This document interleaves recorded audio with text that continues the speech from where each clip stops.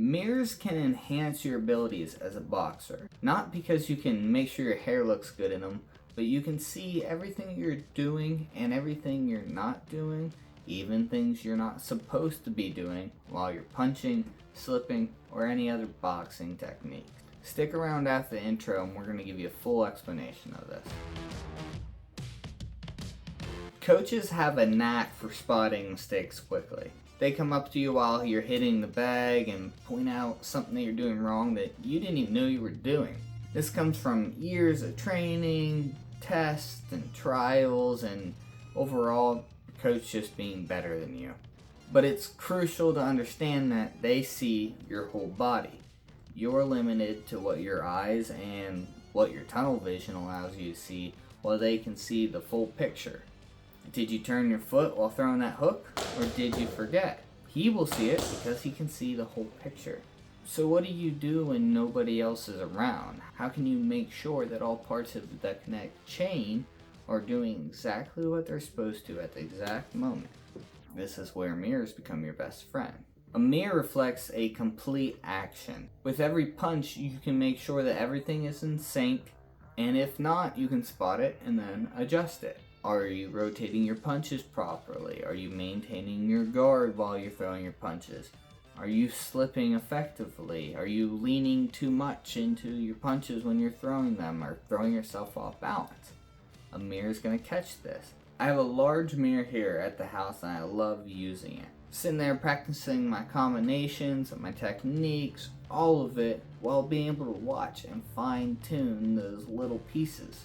This repetition helps embed the movements into muscle memory, which is good because it allows me to free up my mind while in a match. I start slow, focusing on the fundamentals of each punch or each combination, just throwing them out there and watching, making sure that everything from the tip of my toes to the tip of my nose does exactly what it's supposed to be doing, making sure that that kinetic chain is properly maintained.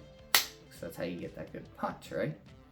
Then after doing a couple reps of that, I'm gonna speed it up a little bit. I'm gonna meet a middle ground between full force and going like a grandma. Something that forces my body to adapt and do this at a faster pace while maintaining my form. After that, I'm gonna go full force. I'm gonna go at that full speed and see if I can maintain all of that proper form. If I can't, if I mess up, bump it down a notch and I try it again and I focus on what I'm doing wrong until I can clear it out, and I'm like, okay, I practiced this enough, I got it down, I'm good. Over time, this kind of practice ensures that if I'm under pressure, I can perform correctly and swiftly without needing to consciously think about each part of that movement. Another little benefit from a mirror is that it gives you a target. Unlike a heavy bag would, where it's just a type of log, a mirror allows you to see a person that's your weight, your size, your build, kind of like it would be in a match when you're going down to weight classes and such sorts. This allows you to put your shots exactly where you want them. If you want to go to the temple, if you want to go to the chin, if you want to touch the lead hand or the rear hand or the body, whatever else. Unlike when you see people hitting a bag and they start to get tired and their hands are just going out right in front of them, where are you hitting? Are you hitting up to the face, or are you hitting the middle of their chest? This is important. You can't just be throwing your punches out there willy-nilly.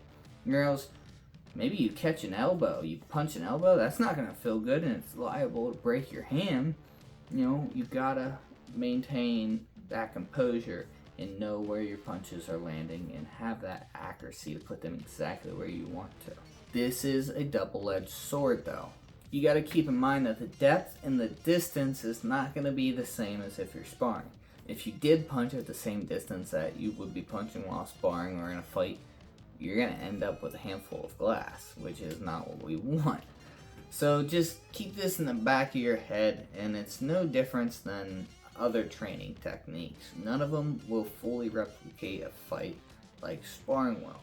But we can't spar 24/7, so we gotta kind of pick and choose here. Thank you to everyone who stuck around to watch this whole video. I truly appreciate your time, and I appreciate that you're spending it here. If you found this video helpful, do me a solid and hit that like button. And if you want other videos like this, or you want to stay up to date with the latest from Punch Club, hit the subscribe button.